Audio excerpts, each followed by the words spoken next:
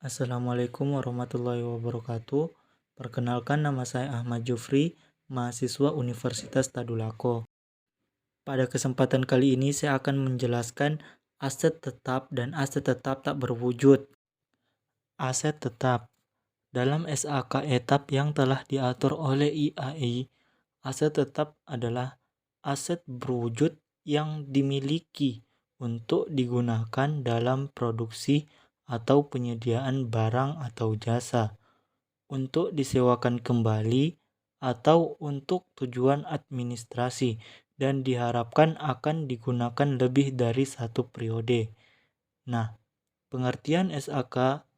dalam pengertian SAK etap, di situ dijelaskan bahwa menggunakan istilah aset tetap, tetapi dalam perpajakan tidak menggunakan istilah aset tetap karena memang berbeda dengan istilah yang digunakan dalam ketentuan peraturan perpajakan.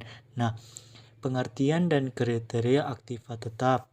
Aktiva tetap adalah harta berwujud yang diperoleh dalam bentuk siap atau dibangun sendiri yang harus memenuhi kriteria sebagai berikut. Yang pertama itu, 1.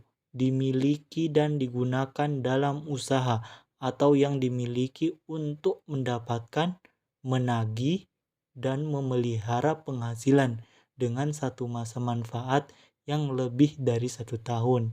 Nah, yang kedua, dimaksudkan untuk dijual dalam kegiatan normal.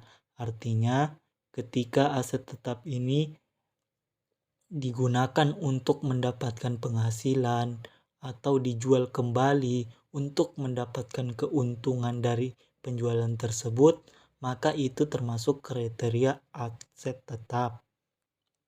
Sesuai dengan PSAK nomor 16, suatu benda berwujud diakui sebagai aktiva tetap apabila yang pertama, besar kemungkinan bahwa manfaat keekonomisan di masa yang akan datang yang berkaitan dengan aktiva tersebut akan mengalir ke dalam perusahaan. Nah, yang kedua itu biaya perolehan aktiva dapat diukur secara andal. Nah, selanjutnya itu ada perolehan aktiva.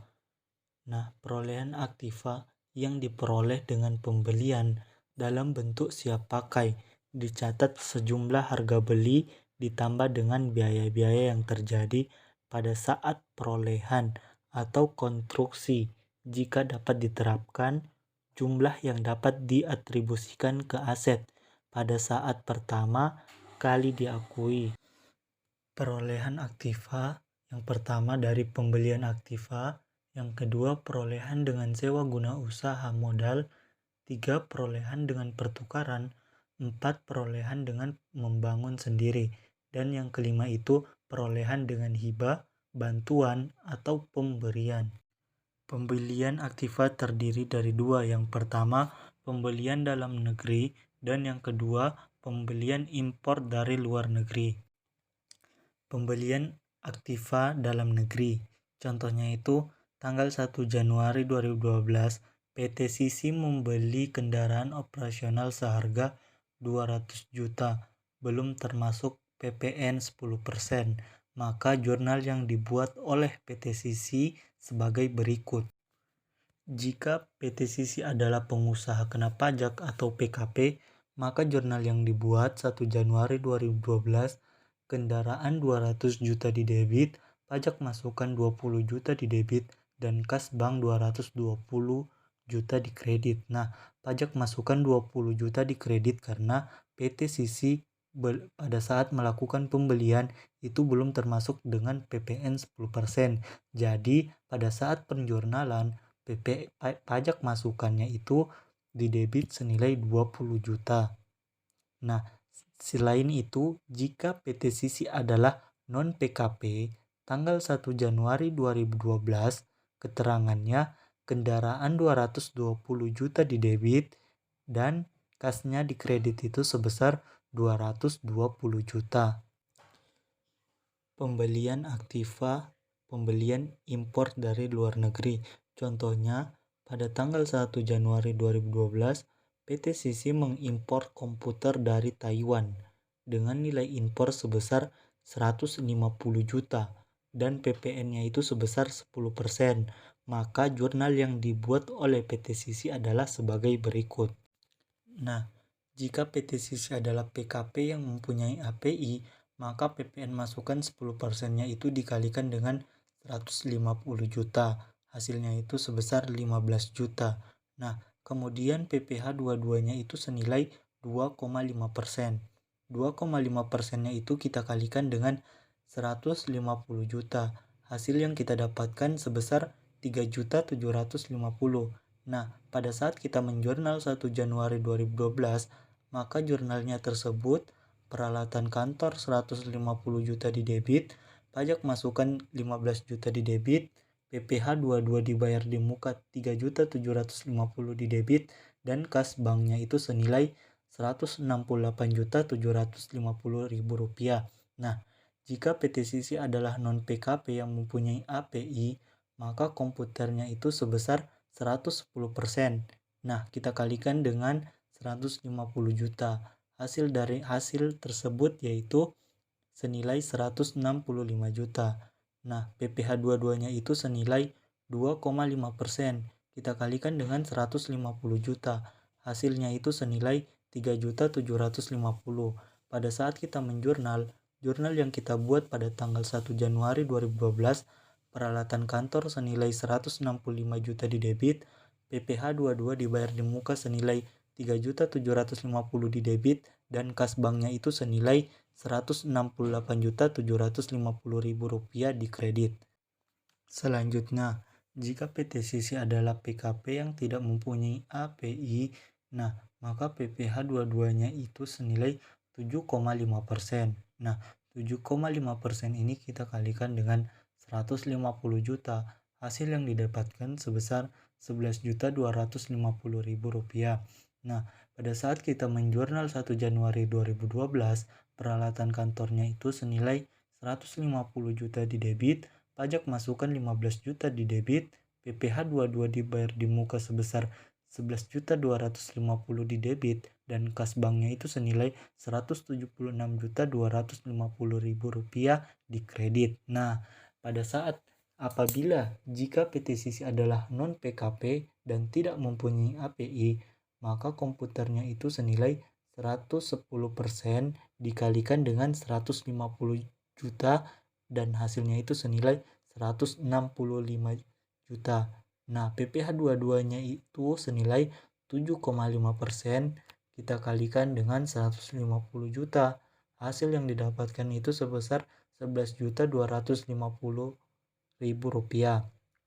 Nah, pada saat kita menjurnal 1 Januari 2012, maka peralatan kantornya itu sebesar 165 juta di debit, PPh 22 dibayar di muka di debit sebesar Rp11.250.000 di debit, dan kas banknya itu senilai Rp176.250.000 di kredit.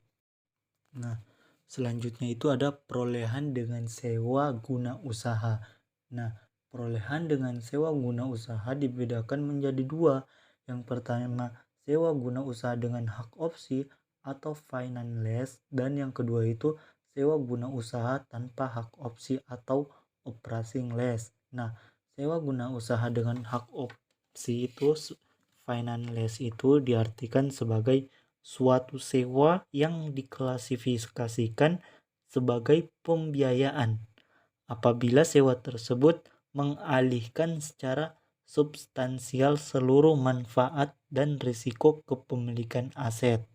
Nah, ciri-cirinya itu sebagai yang pertama itu sewa mengalihkan kepemilikan aset kepada lease pada akhir masa sewa. Nah, yang kedua itu lease mempunyai opsi untuk membeli aset pada harga yang cukup rendah dibandingkan dengan nilai wajar pada tanggal opsi mulai yang dilaksanakan, sehingga pada awal sewa dapat dipastikan bahwa opsi memang akan dilaksanakan.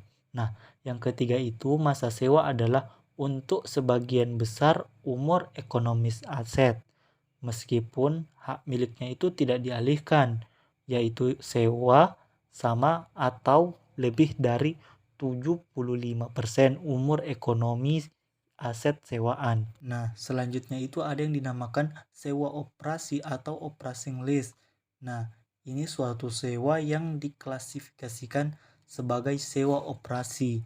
Apabila dalam sewa tersebut tidak mengalihkan secara substansial seluruh manfaat dan resiko kepemilikan aset. Nah, sewa guna usaha dengan hak opsi atau finance lease itu sebagai kegiatan SGU yang dapat digolongkan sebagai SGU dengan hak opsi apabila memenuhi karakteristik yang pertama itu jumlah pembayaran SGU selama masa SGU pertama telah ditambahkan dengan nilai sisa barang modal dan juga harus dapat menutup harga perolehan barang modal dan keuntungan lesor. Nah, yang kedua itu masa SGU ditetapkan sekurang-kurangnya 2 tahun untuk barang modal golongan 1 dan 3 tahun untuk barang modal golongan 2 dan 3 dan 7 tahun untuk golongan bangunan sesuai dengan surat edaran nomor 10 garing PJ 42 garing 1994 JO dan surat edaran nomor 129 garing PJ 2010. Nah, yang ketiga itu perjanjian SGU memuat ketentuan mengenai opsi bagi lease. Selanjutnya saya akan menjelaskan tentang perlakuan perpajakan untuk lessor dan lease.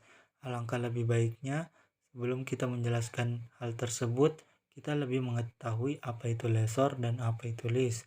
Nah, lessor itu sebagai perusahaan yang menyediakan jasa leasing atau menyewa barang dalam bentuk guna usaha. Singkatnya itu lessor itu pihak yang menyewakan, sementara pihak penyewa itu disebut sebagai lease. Selanjutnya, perlakuan perpajakan untuk lessor dan lease. Sebelum melakukan penjelasan tersebut, alangkah lebih baiknya kita mengetahui apa itu lessor dan apa itu lease. Nah, lessor itu sebagai pihak yang menyewakan atau menyediakan jasa leasing, sementara penyewanya itu disebut dengan lease. Nah, selanjutnya perlakuan perpajakan untuk lessor dan juga lease. Nah, pada lessor pajak penghasilannya itu terdiri dari satu, pajak penghasilannya itu sama dengan angsuran pokok ditambah dengan bunga. Nah, itu dengan penghasilannya. Yang keduanya itu penghasilannya itu terdiri dari bukan objek pajak PPh 23. Akan tetapi pengenaan pajaknya itu dilakukan dengan perhitungan tahunan dalam SPT tahunan. Nah, yang ketiga itu beban penyusutan aset tetap atau beban yang tidak boleh dikurangkan atau biasa disebut dengan non-deductible expense. Nah, selanjutnya itu perlakuan terhadap lease. Pada pajak penghasilannya itu beban sewanya itu didapat dari angsuran pokok ditambah dengan bunga. Selanjutnya beban sewanya itu sama dengan beban yang dapat dikurangkan atau deductible expense. Nah, beban sewanya itu terdiri dari bukan objek pajak PPh 23. Sementara itu selanjutnya poin yang keempat, beban penyusutan aset tetap itu merupakan beban yang tidak boleh dikurangkan atau non-deductible expense. Nah, pada lessor, pada pajak penghasilannya itu didapatkan dari beban penyisihan piutang tak tertagih dengan beban yang tidak dapat dikurangkan atau deductible expense. Nah, yang kedua itu mekanisme angsuran pajak PPh 25 telah diatur oleh Undang-Undang PPh atau pajak penghasilan. Nah, yang ketiga itu pajak pertambahan nilainya memungut PPN atas penyerahan barang modal kepada lease. Nah, pada lease itu hanya terdapat pajak penghasilan dan juga pajak pertambahan nilai. Nah, peraturan perpajakan untuk sewa guna usaha dengan hak opsi bagi lease. Nah, yang pertama itu selama masa SGU, lease tidak boleh melakukan penyusutan atas barang modal yang di SGU-kan sampai saat lease menggunakan hak opsi untuk membeli barang tersebut. Artinya, lease itu tidak boleh melakukan penyusutan dan boleh melakukan penyusutan apabila ia telah memiliki hak opsi. Nah, pada saat dia menggunakan hak opsi itulah untuk membeli barang tersebut, dia dapat melakukan penyusutan. Nah, yang kedua itu Setelah menggunakan hak opsi untuk membeli barang modal tersebut, LIS melakukan penyusutan dan dasar penyusutan adalah nilai sisa barang modal yang bersangkutan. Nah, artinya ketika LIS telah melakukan pembelian itu, nah pada saat penyusutannya itu dia harus melakukan perhitungan dengan dasar penyusutannya itu terhadap nilai sisa barang modal yang bersangkutan. Nah, yang selanjutnya itu pembayaran SGU yang dibayar atau terutang oleh LIS, kecuali pembebanan atas tanah merupakan biaya yang dapat dikurangkan dari penghasilan bruto LIS sepanjang transaksi SGU tersebut memenuhi kapital LIS. Nah, yang keempat itu, dalam hal masa SGU lebih pendek dari masa yang ditentukan, maka Dirjen Pajak melakukan koreksi pembebanan biaya SGU. Nah, yang kelima itu, LIS itu tidak boleh memotong PPh 23 atas pembayaran SGU yang dibayar atau terutang berdasarkan perjanjian SGU dengan hak opsi.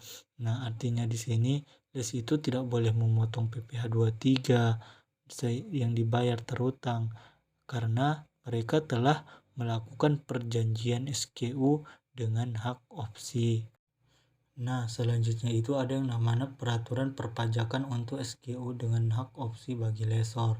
Nah, yang pertama itu penghasilan yang dikenakan PPh adalah sebagian dari pembayaran SGU berupa imbalan jasa SGU, yaitu seluruh pembayaran SGU yang telah dikurangi dengan angsuran pokok.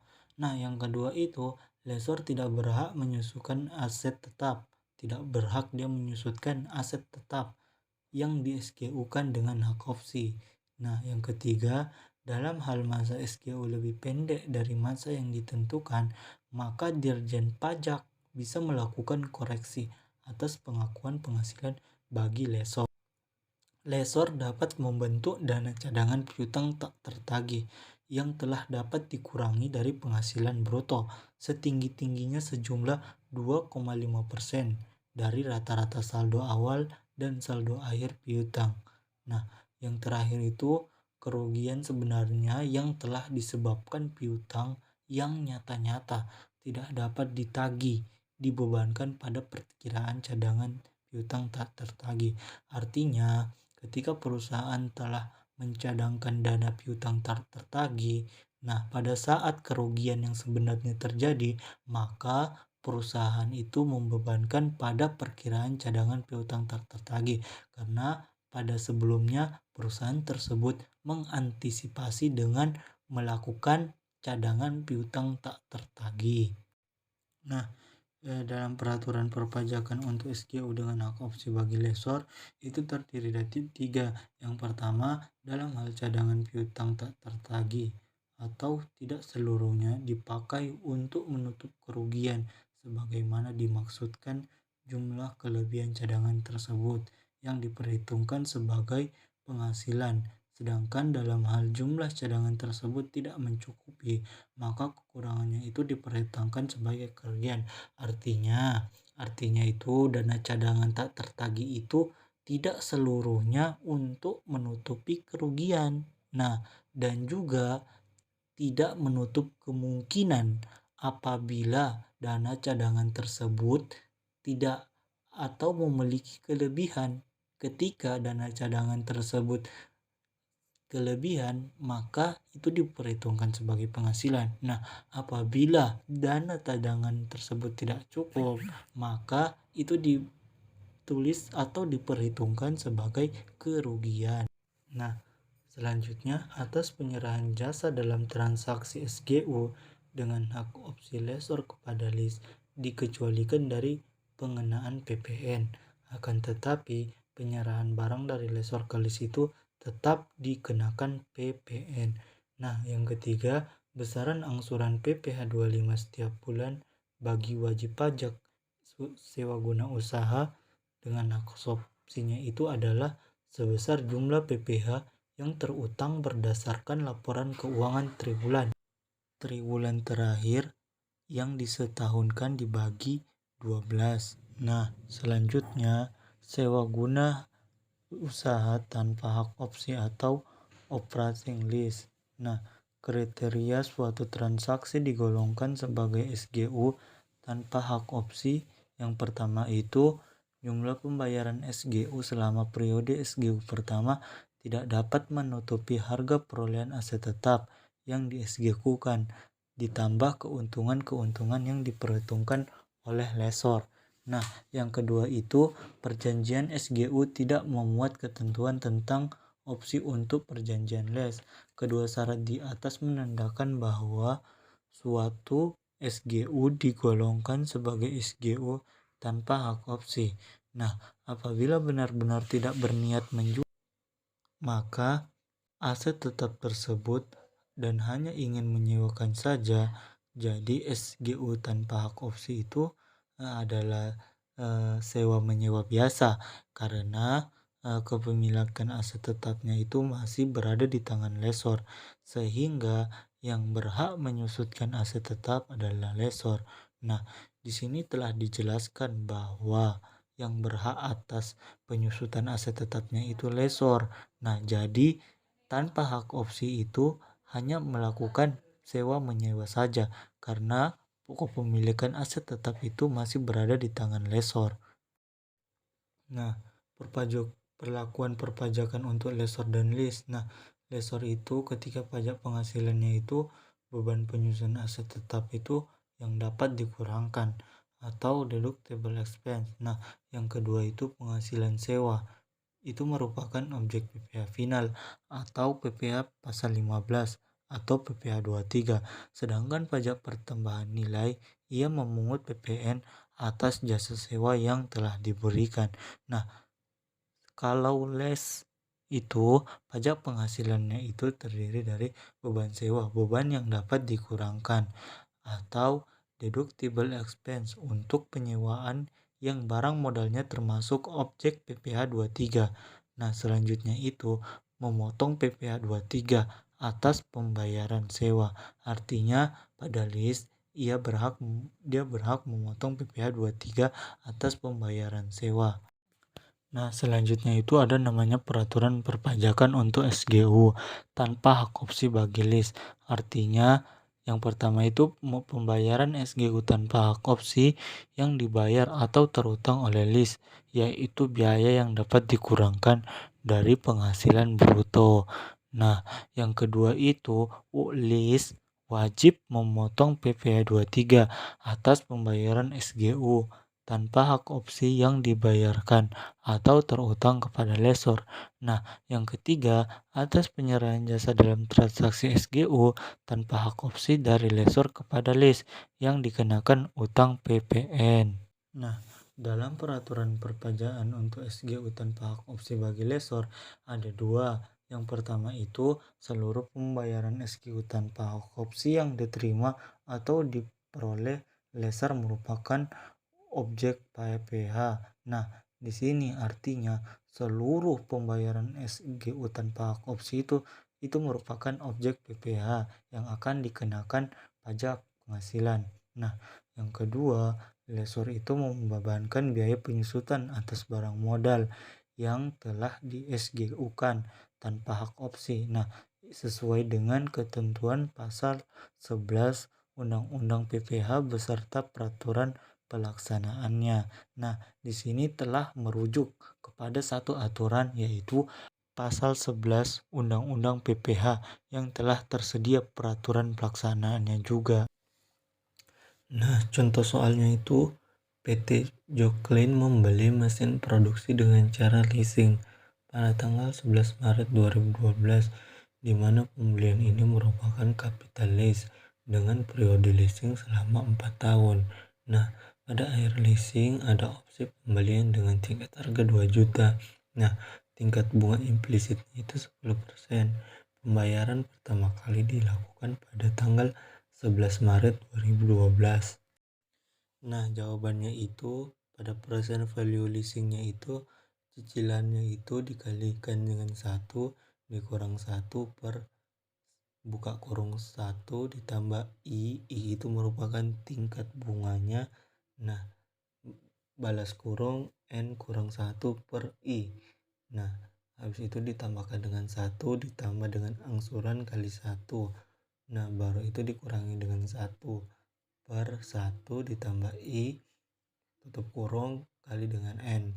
Nah, hasilnya itu 1.500.000. 1.500.000 dikali dengan per 1 kurang 1 per baru itu dikurangi dengan tambah 0,1 dikalikan dengan 3. 3 itu merupakan periodenya. Nah, habis itu per 0,1. 0,1 itu merupakan tingkat bunganya. Setelah itu ditambah dengan 1. Nah, kita tambahkan lagi dengan angsuran senilai 2 juta.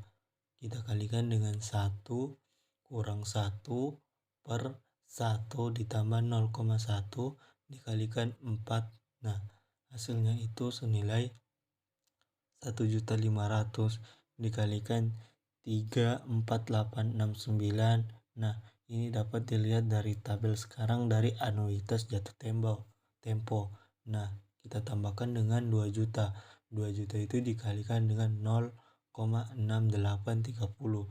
0,6830 itu dapat dilihat dari nilai tabel sekarang dari 1 pada kolom 10% baris keempat. Nah, hasilnya itu 5.230.350 ditambah dengan 1.336.000. Hasilnya 6.596.350. Nah, pada saat kita menjurnalnya itu tanggal 11 Maret 2012, aset tetap leasingnya itu 6.596.350 di debit. Utang leasing jangka pendeknya itu senilai 1.374.239.58. Nah, di kreditnya itu utang leasing jangka panjangnya itu 5.222.110.42 rupiah di kredit. Nah, utang leasing jangka pendeknya itu di debit senilai 137.324.96 rupiah, dan kas banknya itu senilai 137.423,96 rupiah. Nah, 11 April 2012 jurnalnya itu utang leasing jangka pendek di debit senilai 137.423,96 rupiah di debit. Beban bunganya itu 645.892,60 rupiah di debit. Nah, kas banknya itu senilai 783.316,56 rupiah di kredit. Nah, setiap tanggal 11 tiap bulan selama tahun 2012 itu dilakukan pembayaran untuk utang leasing dan bunga leasing sebesar 10% dari sisa utang. Nah, jurnalnya tanggal 31 Desember, utang leasing jangka panjang senilai 1.649.87,52 rupiah itu di debit. Utang leasing jangka pendeknya di kredit itu senilai 1.649.87,52 rupiah di kredit. Nah, beban penyusutannya itu senilai 950.572,92 rupiah di debit, dan akumulasi depresiasi aset leasingnya itu senilai 950.000 rupiah 572,92 rupiah di kredit. Nah, jawaban lesor itu penghasilan atas leasing ini dikenakan PPh badan sesuai dengan tarif pasal 17. Nah, penyusutan aset tetap. Penyusutan aset tetap dalam metode penyusutan yang diperbolehkan perpajakan dalam ketentuan perpajakan. Yang pertama itu metode garis lurus. Metode garis lurus itu metode untuk kelompok bangunan dan bukan bangunan. Nah, metode garis lurus itu menghasilkan pembebanan yang tetap selama umur manfaat aset jika nilai residunya tidak berubah. Yang kedua itu saldo menurun, metode saldo menurun. Nah, metode saldo menurun itu untuk kelompok bukan bangunan saja, dan pada akhir masa manfaat disusutkan sekaligus atau closed ended. Nah, pada saldo menurun ini menghasilkan pembebanan yang menurun selama umur manfaat aset. Klasifikasi kelompok harta yang pertama itu kelompok aset tetap. Yang pertama itu bukan bangunan.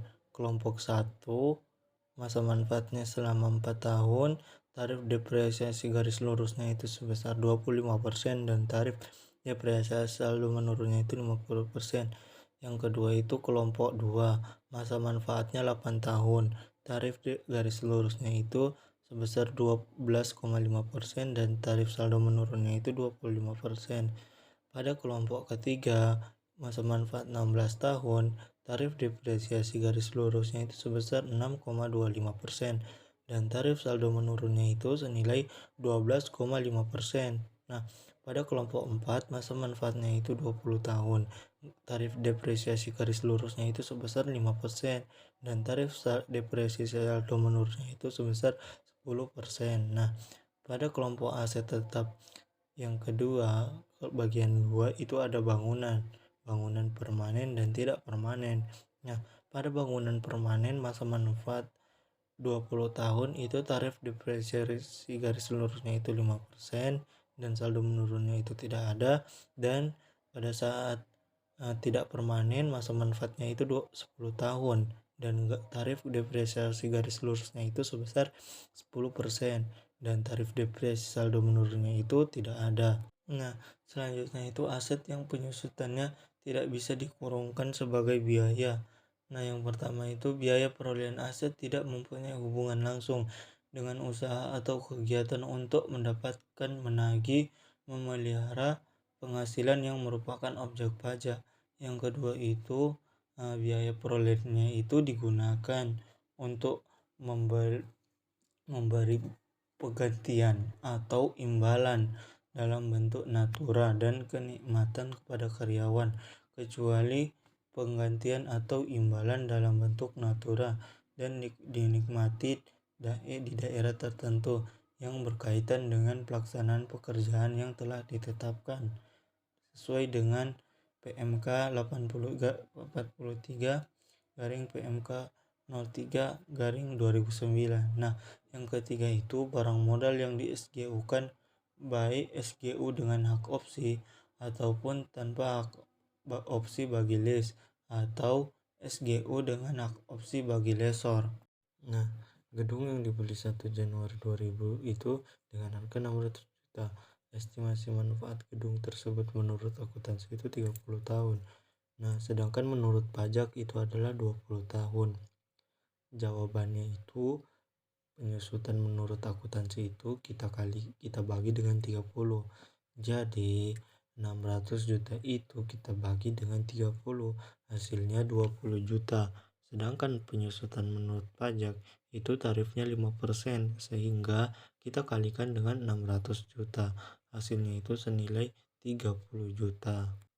Nah, jurnalnya tanggal 31 Desember 2011 itu beban penyusutan gedung 20 juta di debit, akumulasi penyusutan gedung itu senilai 20 juta di kredit. Nah, dalam pengertian aset tetap itu terbagi menjadi dua. Yang pertama itu pertukaran aset tetap dan yang kedua pelepasan aset tetap. Nah, pertukaran aset tetap itu dalam SKK etap yang telah diatur oleh IAI, apabila aset diperoleh melalui pertukaran dengan aset non-moneter atau kombinasi aset moneter dan aset non-moneter, maka biaya perolehan diukur pada nilai wajar, kecuali transaksi pertukaran tidak memiliki substansi komersial atau nilai wajar aset yang diterima atau aset yang diserahkan tidak dapat diukur secara andal, maka biaya perolehannya itu diukur pada jumlah tercatat aset yang telah diserahkan. Nah, yang kedua itu ada namanya pelepasan aset. Nah, pelepasan aset itu atau dalam setiap penjualan aset dapat timbul laba atau rugi sebesar selisih antara harga pasar dengan nilai buku aset. Namun karena metode perbedaan penyusutannya itu dan estimasi manfaat laba atau rugi penjualan aset dapat berbeda jumlahnya, karena antara akuntansi dengan perpajakan. Nah, dalam revaluasi aset tetap, apa itu revaluasi aset tetap? Nah, revaluasi aset tetap itu adalah suatu penilaian kembali atas aset tetap yang dimiliki perusahaan, sehingga sesuai dengan harga pasar pada saat dilakukannya revaluasi tersebut. Nah, contohnya itu tanggal 31 Desember 2011 PT Benur menerima surat persetujuan dari Dirjen Pajak untuk melakukan revaluasi aset tetap yang dimilikinya. Berikut daftar aset tetap yang akan direvaluasi. Yang pertama itu tanah yang diperoleh pada Desember 2006 dengan harga perolehan 500 juta dan harga revaluasinya itu sebesar 1 miliar. Bangunan yang kedua itu bangunan permanen yang diperoleh pada Januari tahun 2009 dengan harga perolehan 600 juta dan harga revaluasi senilai 850 juta. Nah, masa manfaat akuntansi ini sesuai dengan masa manfaat perpajakan. Dan yang ketiga itu mesin produksi yang termasuk pada kelompok 2 atau masa manfaat akuntansi sesuai dengan masa manfaat perpajakan yang diperoleh pada 2009 bulan Juli dengan harga perolehan 100 juta dan harga revaluasinya itu senilai 200 juta. Nah, penghasilan sebelum kompensasi rugi pada tahun berjalan sebesar 350 juta. Nah, rugi fiskal yang belum dikompensasikan itu yang pertama itu rugi tahun 2010 senilai 150 juta. Nah, rugi tahun 2009 itu sebesar 125 juta dan rugi pada tahun 2008 itu senilai 115 juta. Nah, metode penyusutan aset tetap ini baik akuntansi maupun perpajakan menggunakan metode garis lurus. Nah, jawabannya itu yang pertama biaya perolehan tanah sebesar 500 juta. Sedangkan biaya perolehan bangunan itu sebesar 600 juta. Nah, akumulasi penyusutannya itu senilai 90 juta. Nah, setelah hasilnya dikurangi, kita mendapatkan hasilnya sebesar 510 juta. Nah, setelah itu biaya perolehan mesin. Biaya perolehan mesinnya itu senilai 100 juta. Akumulasinya itu senilai 31.250.000. Nah, habis itu kita kalikan dengan 30 bahagi 12 dikali 8. Hasilnya itu 68.750.000 rupiah. Nah, sehingga nilai tercatat aset tetap atau nilai buku fiskalnya itu senilai 1.078.750.000 rupiah. Nah, harga pasarnya itu senilai 1 miliar ditambah 850 juta ditambah dengan 200 juta. Hasilnya itu senilai 2 miliar 50 juta.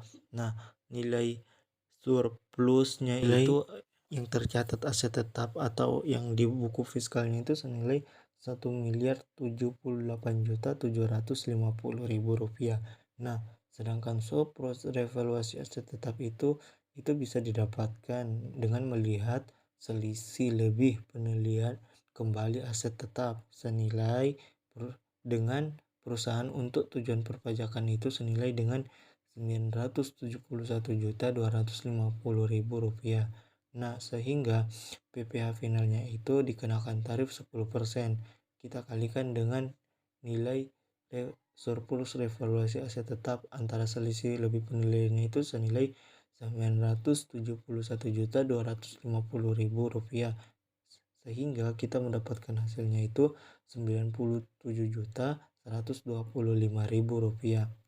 Jadi jurnalnya itu keterangannya itu tanah 500 juta, bangunan 250 juta, akumulasi penyusutan bangunan 90 juta, mesin 100 juta, akumulasi penyusutan mesin 31.250.000 di debit. Nah, yang di kreditnya itu yaitu surplus revaluasi aset tetap senilai 971.250.000 rupiah.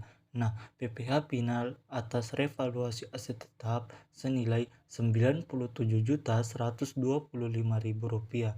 dan yang berpengaruh di kreditnya itu yaitu kas atau bank senilai Rp97.125.000. Selanjutnya itu kita membahas materi aset tetap tidak berwujud. Nah, aset tetap tidak berwujud ialah aset non-moneter yang dapat diidentifikasi dan tidak mempunyai wujud fisik. Nah, ciri utama aset tak berwujud ialah berupa benda yang tidak dapat dilihat dan dipegang. Nah, entitas yang dapat mengakui aset tak berwujud apabila yang pertama itu kemungkinan entitas akan memperoleh manfaat ekonomis di masa depan dari aset tersebut, dan juga biaya perolehan aset tetap atau nilai aset tersebut dapat diukur dengan andal. Nah, biasanya aset berwujud itu diperoleh dengan cara membeli dari pihak luar dan dihasilkan secara internal. Nah, menurut SAK etap, nilai aset tak berwujud dicatat sesuai dengan biaya perolehannya. Nah, biaya perolehannya ini biasa terdiri dari harga beli yang termasuk dengan biaya impor, pajak yang sifatnya tidak dikreditkan. Nah, setelah diskon dan potongan dagang. Nah, yang kedua itu biasanya biaya-biaya yang dapat diatribusikan, baik itu secara langsung dengan mempersiapkan aset hingga siap digunakan sesuai dengan tujuan. Nah, apabila entitas tidak mampu menentukan nilai wajar yang andal atas aset yang diperoleh, maka biaya perolehannya diukur pada jumlah yang tercatat aset yang telah diberikan. Nah, contoh aset tak berwujud itu yang pertama itu misalnya hak paten, yang kedua itu hak cipta, ada yang ketiga merek, yang keempat goodwill, dan yang kelima itu warabala. Nah, salah satu contoh aset tak berwujud itu yang bernama goodwill. Nah, goodwill itu merupakan hak istimewa yang dimiliki oleh suatu perusahaan.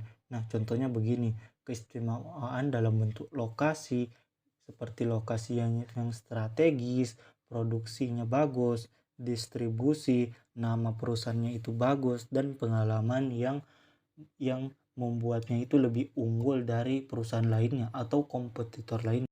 Nah, harga perolehan aset tak berwujud itu terdiri dari harga beli termasuk biaya impor dan pajak. Nah, yang kedua itu biaya-biaya yang dapat diatribusikan secara langsung dengan mempersiapkan aset dengan hingga siap digunakan sesuai dengan tujuannya. Apabila aset tak berwujud yang dihasilkan secara internal, maka entitas harus mengakui pengeluaran internal yang terjadi atas aset tersebut, termasuk semua pengeluaran untuk aktivitas riset dan pengembangan sebagai beban pada saat terjadinya. Nah, di sini telah disediakan tabel tarif penyusutan aset tak berwujud. Nah, yang pertama itu kelompok harta tak berwujud. Kelompok satunya itu pada masa manfaat 4 tahun, tarif depresi garis lurusnya itu sebesar 25%. Nah, yang keduanya itu tarif depresi saldo menurunnya itu sebesar 50%. Nah, selanjutnya pada kelompok kedua masa manfaat 8 tahun, tarif depresiasi garis lurusnya sebesar 12,5%. Nah, tarif saldo depresi saldo menurunnya itu sebesar 25%. Nah, pada kelompok ketiga, masa manfaatnya itu sekitar 16 tahun. Nah, tarif garis lurusnya itu sebesar 6,25% dan tarif saldo menurunnya itu sebesar 12,5%.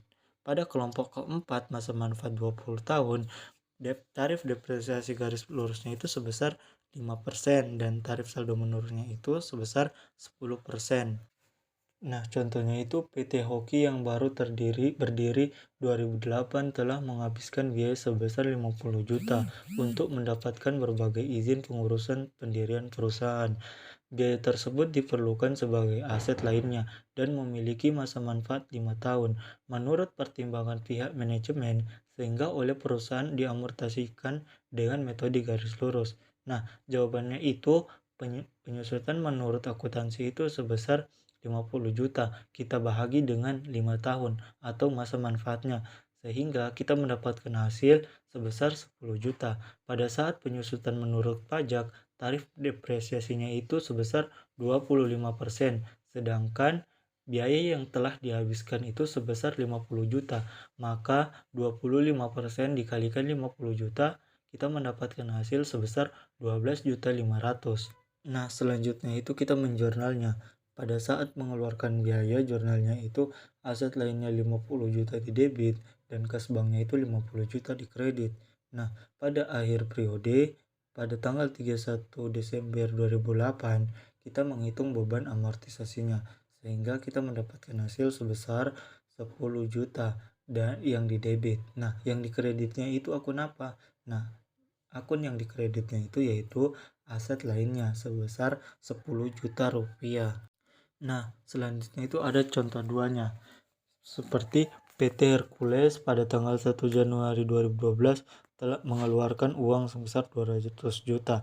Nah, di sini belum termasuk PPN-nya dan PPh 26. Nah, untuk memperoleh waralaba dari McDowell Pil selama 4 tahun, maka jawabannya itu tarif PPN-nya itu kan senilai 10%. Nah, 10% itu kita kalikan dengan 200 juta. Nah, hasil dari 10% kali 200 juta itu sebesar 20 juta. Nah, pada PPh pasal 26 tarifnya itu sebesar 20%. Nah, 20% itu kita kalikan dengan uang yang dikeluarkan oleh PT Hercules sebesar 200 juta. Maka kita mendapatkan hasil sebesar 40 juta. Nah, pada metode garis lurus yang menurut perpajakan, kita mengambil sebesar 25%. 25% itu kita kalikan dengan uang yang telah dikeluarkan PT Hercules sebesar 200 juta. Nah, hasil dari 25% kali 200 juta itu sama dengan 50 juta. Nah, pada metode saldo menurun, tahun pertamanya itu sebesar 50% kali 200 juta. Kita dapatkan hasilnya 100 juta. Nah, 100 juta ini kita kalikan dengan tahun keduanya. Tarifnya itu masih sama, yaitu 50%. Maka kita mendapatkan hasil senilai 50 juta. Nah, pada saat tahun ketiga, kita menggunakan tarif 50% dengan hasil 50 juta. Nah, 50 juta ini kita kalikan dengan 50% sehingga mendapatkan hasil 25 juta. Pada tahun keempat, nah hasilnya itu sebesar 25 juta. Selanjutnya, jurnalnya itu tanggal 1 Januari 2012, waralabanya 200 juta di debit, pajak masukannya itu 20 juta di debit, utang PPh-nya itu PPh 26-nya itu 40 juta di kredit. Nah, kas banknya itu 180 juta di kredit. Pada tanggal 31 Desember 2012, beban amortisasi 50 juta di debit dan waralabanya itu sebesar 50 juta di kredit. Pada tanggal 31 Desember 2013, beban amortisasi 50 juta di debit dan waralabanya itu di kredit sebesar 50 juta. Nah, pada saat 31 Desember 2014, beban amortisasinya itu masih sama seharga 50 juta di debit dan waralabanya itu 50 juta di kredit. Nah, pada tanggal 31 Desember 2015, beban amortisasinya 50 juta di debit dan waralabanya itu di kredit sebesar 50 juta. Sekian presentasi kali ini, semoga bermanfaat. Kurang dan lebihnya saya mohon maaf. Assalamualaikum warahmatullahi wabarakatuh.